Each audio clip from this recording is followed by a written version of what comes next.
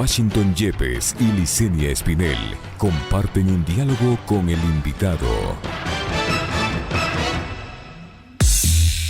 En Punto Noticias hablamos de... El Comité de Operaciones de Emergencia COE Provincial de Pichincha anunció que para el martes 26 de mayo, Quito tendrá el pico más alto de contagios de coronavirus, justamente el mismo día que el presidente de la Cámara de Comercio de la capital, Patricio Alarcón, le ha pedido al alcalde Jorge Yunda que cambie el color de semáforo a amarillo. El municipio señaló que el próximo 26 de mayo se dará a conocer los informes técnicos y habrá un pronunciamiento al respecto. Pero, ¿está lista la capital para pasar a la fase de distanciamiento? Para tomar la decisión correcta, Quito debería cumplir con 6 parámetros antes de dar el paso: contener la transmisión del virus, contar con capacidad médica, el control de los focos de infección y entornos de alta vulnerabilidad, garantizar medidas de bioseguridad en los trabajos, evitar el contagio desde el exterior y tener a la comunidad educada y comprometida.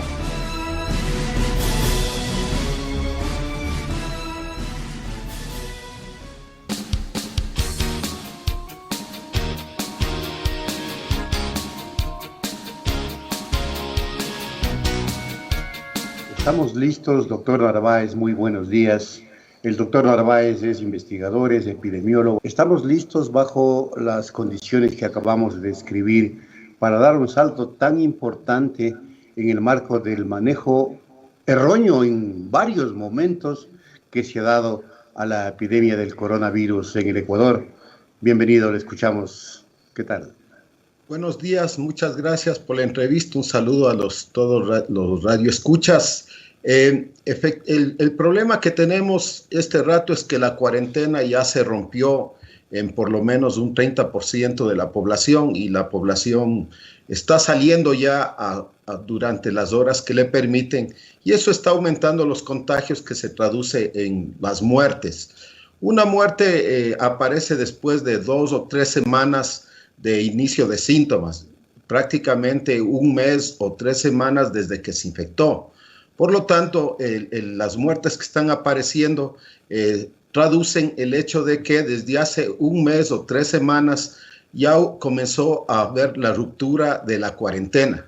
Entonces, el dilema ahora es, o dejamos que la cuarentena se rompa de manera desordenada y la gente comience a salir indiscriminadamente, sobre todo los grupos vulnerables, que muchos también no tienen sustento para vivir y salen sin protección, ordenamos la salida. Desgraciadamente no tenemos todavía un sistema de información ágil en tiempo real que nos permita ir identificando los nuevos focos que aparecen en la ciudad para poder ir a controlarlos, y el próximo... en el semáforo amarillo habrá que comenzar a pensar en las cuarentenas o en los aislamientos, ya no solo familiares, sino de barrios completos o de parroquias completas. Entonces hay que pensar en eso. La situación, yo diría que se puede escapar de las manos. Los grupos de edad que pueden ya salir, porque son los que menos riesgo tienen de muerte o de hacer casos graves, son los menores de 40, 50 años. Y esos podrían salir de manera ordenada, cumpliendo todos los protocolos, y que son lavado de mano, uso de mascarillas en lugares públicos donde no puedan mantener la distancia, y mantener la distancia en donde cuando no usen mascarilla. Eso debe ser obligatorio. El Estado y los municipios tienen que dotar masivamente de mascarillas. Se pueden hacer mascarillas de algodón con poliéster, no se necesitan las mascarillas quirúrgicas para población general. Entonces esos requisitos son previos: tener un buen sistema de información en tiempo real, el monitorear hospitalizados es algo útil, y comenzar a buscar casa por casa casos que se abandonó desgraciadamente al principio de la epidemia. No sé por qué razón, porque en Quito lo ideal era ir haciendo barridos de control de focos, pero no tan restringidos como en epidemias anteriores, sino masivos, grandes, de todo un barrio, de toda una localidad, de toda una parroquia. Y desgraciadamente, por las deficiencias del sistema, eso no se hizo. Entonces ahora no queda otra alternativa que mejorar rápidamente el sistema de información, que es muy fácil, que los hospitales transparenten su información en tiempo real, que las autoridades tengan esa información de casos graves, porque un caso grave cuando aparece representa 50 a 100 infectados. Por lo tanto, cuando aparece un caso grave es la punta del iceberg y yo voy a controlar esos focos rápidamente, y para eso se necesita recursos, porque se necesita contingentes de personal, de personas grandes, y también involucrar a las comunidades. Hay que formar comités de salud, nombrar vigilantes epidemiológicos en cada manzana o en cada calle para que la comunidad contribuya a eso. Si eso logramos, no vamos a tener mayor problema, porque el riesgo es que si sigue esta forma desordenada de ruptura de la cuarentena por el hambre, vamos a tener brotes explosivos, no tan grandes como el de Guayaquil, pero sí suficientes a que muera gente por poco acceso a oxígeno o poco acceso a salas UCI. Doctor Narváez, buenos días. Le saluda Licenia Espinel. La Cámara de Comercio anunciaba que había hablado con el alcalde para ver la posibilidad de que se pase este semáforo amarillo el próximo 26 de mayo. El alcalde ha dicho que en ese día recién se va a analizar. ¿Usted cree que hasta ese día tengamos los elementos suficientes como para tomar esa decisión?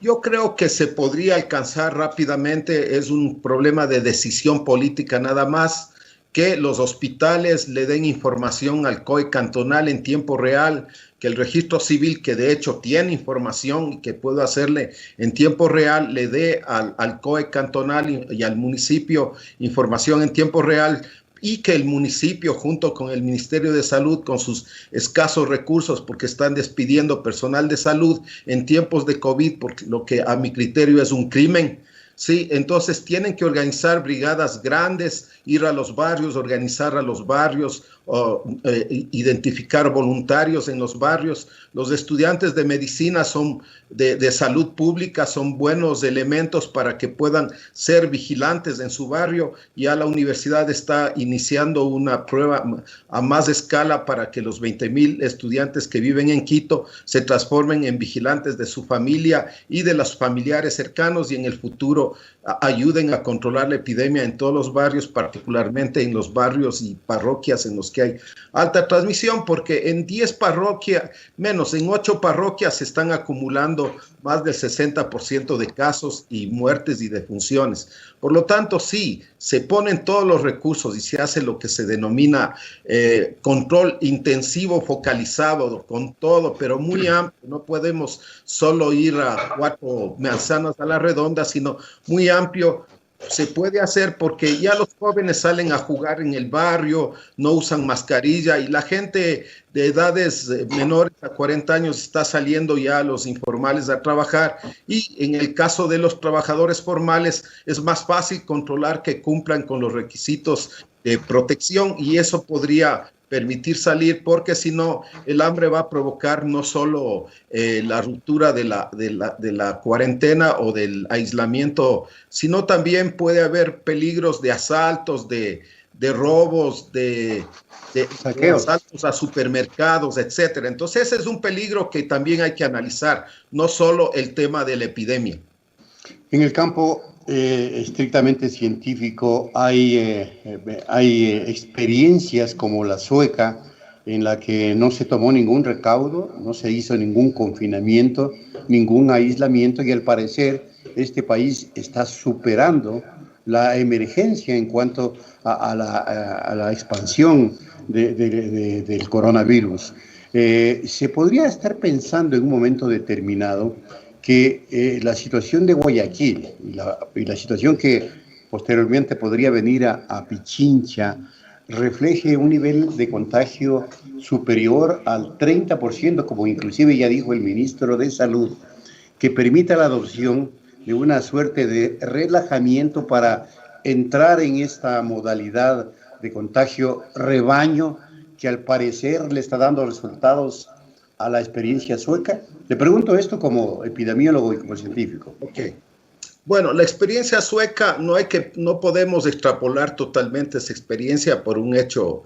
La gente en Suecia tiene buenos niveles de educación, agua, luz, tiene buenas comodidades y está muy bien educada y se lavan las manos cuando salen, mantienen la distancia o usan mascarilla. De alguna manera no es que no han hecho nada, hacen búsqueda activa de casos cuando aparece una epidemia, van y controlan masivamente los lugares de la epidemia, es decir, hacen todo lo que hasta ahora desgraciadamente nosotros no podemos hacer.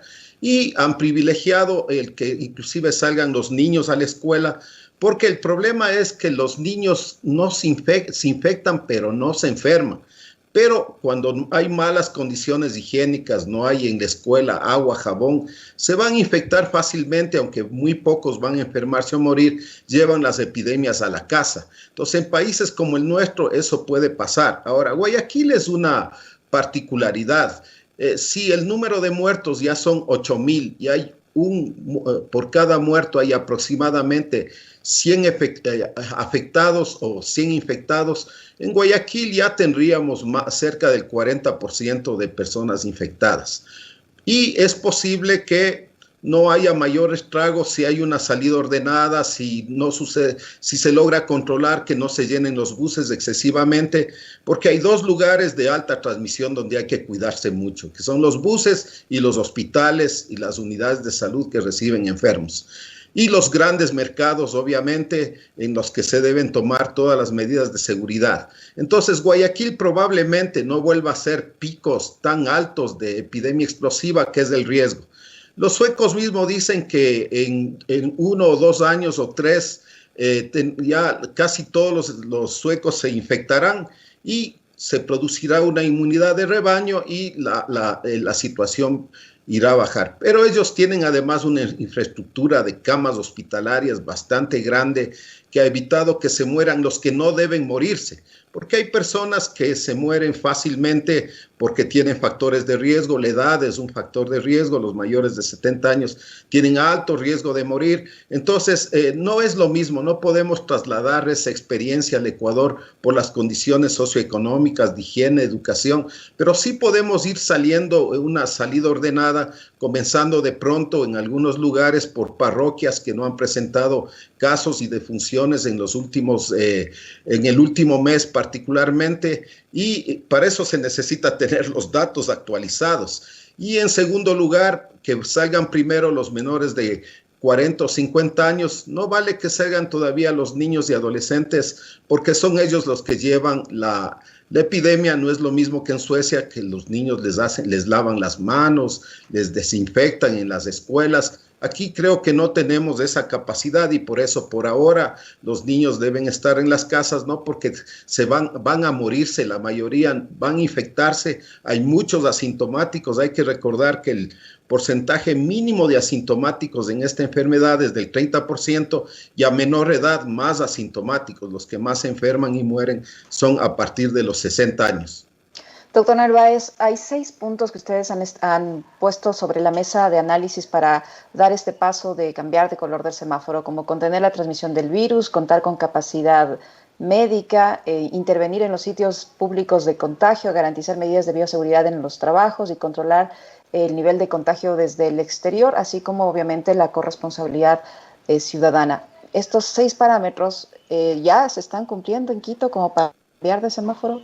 Del análisis que nosotros hicimos, estoy hablando como Universidad Central, encontramos el grupo de epidemiólogos de la universidad, encontramos que desgraciadamente el sistema de información deficiente, con un atraso excesivo de datos, no permite hacer un análisis de si el objetivo 1, que es que la epidemia está controlada y hay casos esporádicos, por ejemplo, esto de casos esporádicos que permitirían pasar a verde, hoy un caso, después de 3 días 2 y así sucesivamente, y con tendencia a la baja, no se cumple, pero sí para amarillo,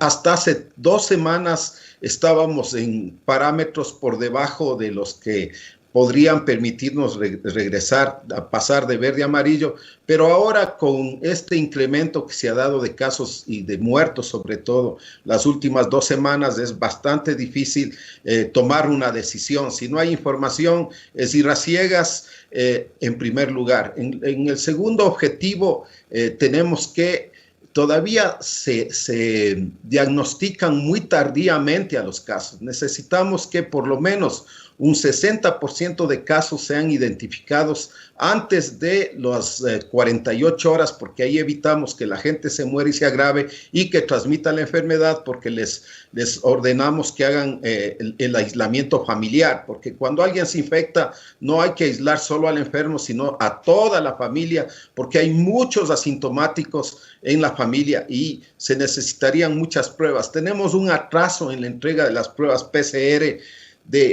enorme, de promedio creo que como 8 días. De esa manera no se sabe cuántos infectados reales hay, pero no importa, solo con las defunciones y egresos hospitalarios se puede monitorear y tomar una decisión. De todas maneras, la decisión al que está abocado las autoridades de la ciudad es que con la información que tienen, decidir que vayan saliendo por segmentos poblacionales. Mi recomendación es que puedan salir ya los menores de 40 o 50 años, los que están sobre todo en trabajos formales, porque con ellos se puede controlar las empresas, los pequeños negocios pueden tomar medidas de seguridad y evitar brotes explosivos. A la final todos se van a ir infectando. Desgraciadamente, esta enfermedad es de alto poder de transmisibilidad. No es muy fácil controlar en las circunstancias que vive el mundo y también de crisis económica que vive el Ecuador, ¿no? La pobreza va a aumentar el riesgo de infección enormemente. Entonces, eso es una decisión de poner, o dejamos que la población se muera de hambre, porque va a morirse de hambre por suicidios, o arriesgamos una alternativa de que salgan por segmentos poblacionales de manera ordenada, pudiendo controlar la epidemia y también estar listos para que si de nuevo vuelve a subir los picos y se vislumbra que va a haber un brote explosivo. Eso es fácil viendo el número de muertos y egresos hospitalarios que aparezcan cada día o cada semana, y volver a cuarentena masiva, aislamiento masivo nuevamente. Eso se llama las cuarentenas intermitentes, que en el mundo van a seguir haciendo, ¿no? Y aquí en el Ecuador hay que hacerlo. Una última cosa, doctor Narváez, y porque usted sabe que una de las falencias fundamentales en el manejo de la crisis ha sido la falta de información, la transparencia en la información, de su conocimiento y de su experiencia. ¿Cómo está la situación en Pichincha? Porque, digamos, es la provincia que en este momento se encuentra en esa disyuntiva de salir al semáforo amarillo o no hacerlo el próximo 26 de mayo. ¿Qué conoce usted? ¿Es cierto que se infectó ya el 30% de la población? Bueno, eso es imposible. Creo que el ministro no sé cómo haría el estudio, porque él manifiesta esto, que el 20 a 30% de Quito está infectado, pero no presenta ningún dato, no habla de qué metodología usó para el estudio. Por lo tanto, yo creo que es un dato poco creíble que traduce, a mi criterio, un planteamiento no muy responsable del señor ministro, que creo que quiere que se produzca lo que él anunció al inicio de su gestión, que en 120 días, si no se hace nada, todo el mundo se infectará y alcanzaremos inmunidad de rebaño y se acabará el problema, pero eso nos puede costar 50 a 150 mil muertos, y eso es irresponsable, porque los muertos hablan de la velocidad y del número de infectados.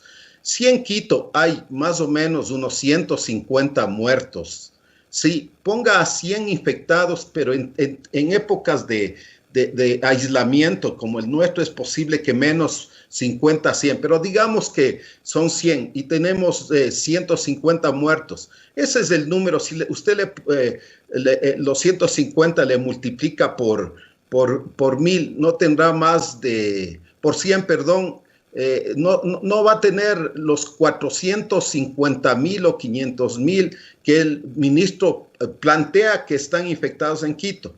En segundo lugar, hay otro problema. si se hizo un estudio de cero prevalencia con pruebas rápidas, en lugares de baja incidencia o prevalencia del problema, las pruebas rápidas dan muchos más falsos positivos. Por lo tanto, hay que ajustar el dato de acuerdo a la situación de cada lugar. Ahora, las pruebas rápidas no sirven para diagnóstico, pero son muy útiles para estos estudios, pero también para definir si se termina o no la cuarentena de una familia o de una persona. Entonces, no se está haciendo suficientes todavía trabajos de estudios de prevalencia, de búsqueda activa de casos, y no conozco nada sobre ese estudio. Y yo creo que es una visión del ministro que creo que quiere que haya una epidemia explosiva en Quito para que pase lo que Guayaquil y puedan pasar a semáforo amarillo con menos riesgo como el de Guayaquil. Cuando usted ya tiene más del 40% de infectados, la probabilidad de una epidemia explosiva tan grande como la primera no va a ser mucho, y Guayaquil ya ha aumentado las camas hospitalarias, la capacidad de los servicios de salud. Hoy, felizmente, se ha descubierto ya no tratamientos antivirales efectivos, pero sí tratamientos para evitar la muerte, que es el tratamiento de heparinización preventiva para evitar las microtrombosis masivas generalizadas, que son la causa de muerte de este problema por tormentas de inflamación. Entonces ya cada vez hay mejores evidencias, no de tratamiento, desgraciadamente, de tratamientos efectivos del virus, pero sí tratamientos que reducen la muerte. Se sabe que si identificamos tempranamente a casos antes del 7º día de inicio de síntomas y tienen problemas de saturación de oxígeno, lo cual es facilito medir. Hay un aparatito tipo clip que se pone en el dedo que se llama oxímetro de pulso. Si tiene menos de 85, 80, ese paciente necesita oxígeno, le lleva, le oxigena, y en 2 o 3 días, si no continúa el proceso inflamatorio, va a mejorar y no se va a morir. Por lo tanto, la detección temprana es vital, pero la infraestructura y la estructura de control de epidemias y de búsqueda activa de casos es muy débil. Por lo tanto, hay que involucrar a las universidades, a todos los estudiantes universitarios, a los estudiantes de medicina de todas las facultades y a la población en cada barrio para el control de la epidemia, y dotarles de estos recursos como son los termómetros infrarrojos que no necesitan distancia sin toparse, y también estos aparatitos que se llaman oxímetros de pulso. Si podemos poner un puesto comunitario por cada 1000 habitantes en Quito, estaríamos listos para entrar con un riesgo muy reducido de que se produzcan epidemias explosivas. La epidemia va a seguir su curso. Si la velocidad de la epidemia no es tan grande, en 1 o 2 años se infectarán más del 60-70%, ¿no? Y pasaremos a inmunidad de rebaño, seguirá habiendo casos, pero ya no con saturación de los servicios de salud. Doctor Narváez, para finalizar, el día de hoy va a empezar este centro de atención temporal de Quito, un hospital móvil o recientemente implementado, a empezar a recibir a pacientes con sintomatología leve y moderada. ¿En qué medida esto va a aliviar la saturación que existe en el sistema sanitario de la capital de la República? Esto por un lado, y por otro, ¿cómo entender los casos de las personas que han sido halladas muertas en la calle? El alcalde ha dicho que algunas de ellas han muerto por problemas respiratorios, pero no se conoce si a eso se les aplicó o no una prueba para poder establecer si murieron por coronavirus y tomar las medidas del caso para guardar la cuarentena a sus familiares. ¿Cómo entender esta situación de las personas muertas en la calle? ¿Está una falta de diagnóstico? ¿Cómo interpretar esto? ¿Y en qué medida este hospital va a ayudar a aliviar la saturación de los demás? Sí, para contestar la última parte, el problema de esta enfermedad es que no es igual a las otras neumonías. No se llenan los alvéolos, los pulmones de secreciones, y por lo tanto en las otras neumonías se podía resolver. La gente no tenía tenía mucha dificultad respiratoria que hacía que no se levante. En esta enfermedad se producen unas membranitas que le llaman membranas hialinas en los alvéolos pulmonares, es decir, en las pequeñas bolsitas pulmonares. Se inflaman las arterias de todo el cuerpo y fundamentalmente las pequeñas arteriolas del tejido pulmonar, y eso impide que pase el oxígeno. Por lo tanto, la gente respira, pero el oxígeno se queda en los alvéolos y no pasa a la sangre. Y no se dan cuenta que están muy gravemente y salen a trabajar, a caminar, y llega un rato que su cantidad de oxígeno en la sangre es tan bajo que se produce un paro cardíaco por falta de oxígeno, o también les llega poco oxígeno al cerebro y se mueren instantáneamente. Entonces este es un fracaso de la detección muy tardía de algunos casos que no se les detecta y se mueren, y de otros del seguimiento de pacientes. A mi criterio, poner casos leves en un lugar es incorrecto por una razón. En una familia va a tener usted que si se infecta uno, todos van a estar infectados, algunos son asintomáticos, y hay que hacer la cuarentena familiar. No sirve de mucho ponerle en cuarentena a un solo miembro de la familia, hay que ponerle a toda la familia. Y un caso que comienza leve, lo que hay que estar es monitoreándole. Ahora, personas con cuadros leves o moderados, con factores de riesgo, con enfermedades crónicas, con asma, con problemas pulmonares serios, en general, todo paciente crónico, sobre todo hipertensos y obesos, esos son de alto riesgo. Eso sí se les podría poner en un lugar de cuidado en el que se pueda estar monitorizando, en que no se agraven, que los indicadores inflamatorios que los médicos evalúan no aumenten excesivamente, y si aumentan excesivamente, tomar las medidas, en este caso la de heparinización preventiva para evitar la muerte, y eso sería adecuado, porque si no se les va a llenar muy rápido los hospitales, este lugar con leves, y no vale la pena, leves y moderados que no tengan factores de riesgo. Yo preferiría que estén en la casa, para que toda la familia haga cuarentena, porque el problema puede ser que usted le lleva al paciente moderado o leve al lugar y el resto de la familia pasa saliendo, yendo, y recuerden que 30-40% son asintomáticos, más o menos un 30-40% son moderados o leves, y muchos de los leves no van a querer ir a encerrarse en un hospital, y eso va a hacer que sigan contagiando en el barrio, en su familia, porque como no tienen signos y síntomas, la mayoría son signos muy, muy débiles. Así a veces tienen solo un poquito de cansancio, tos persistente, seca o con flema, pero muy pequeña. Y esos dos síntomas son así porque no todos hacen fiebre. La mayoría de los que se agraven hacen fiebre, el 78% hace fiebre. La fiebre no es el signo más importante. Ahora han descubierto que el síntoma más importante es la pérdida de olfato, la fatiga, y la fiebre es importante, como yo digo, sí, pero no es uno de los signos y síntomas más frecuentes al inicio de la enfermedad, y hay que ir monitorizando eso, ¿no? Entonces, no sé, se les va a llenar muy rápido las camas hospitalarias, y cuando haya un golpe de personas que vayan apareciendo casos moderados y graves, tendrán que mandarles a la casa a todos los moderados que han pasado el 7º día de inicio de síntomas y que han mejorado.